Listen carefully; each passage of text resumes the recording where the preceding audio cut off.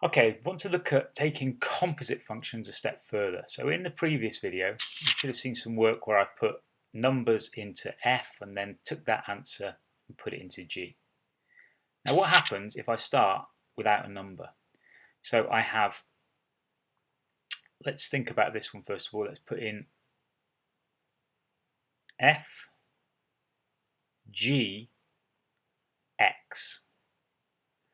So what this really means is take the whole function of G and put it into X. And basically it means replacing the X here with the whole of the G function, which is this. So I'm going to go through F. I'll just do it here. I'm going to go through F. And whenever I see an X, I'm going to replace it with this. So it starts off with 2, that's okay. And then I see an X, so I'm going to replace it with all of G, and it needs to be in a bracket. So that's the 2x, think of the bracket as an X, and we've replaced it with more X's, which is confusing. And then we're going to take away 1 at the end. So now we need to think about expanding that bracket, opening up that bracket. So we have 2 times x squared, so it ends up with 2x squared.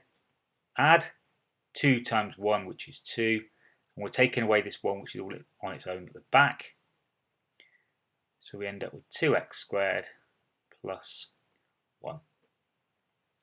Now that was fgx. It might get slightly confusing if we do it the other way around, because it involves a quadratic, but we still can do this. Now this means going through G and replacing G with F. So the first thing I see when I try and replace it is I've got an x squared. So I'm going to do this thing in a bracket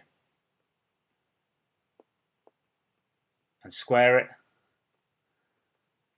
So that's x squared, and then we've got this plus 1 at the back.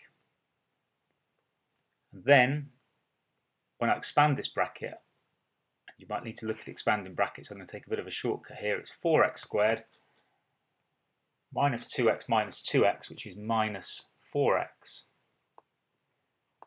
plus 1, and still got this 1 at the end. So it's going to give me 4x squared minus 4x plus 2. And if I wanted to, I could really take that a factor of 2 out of there just to tidy it up.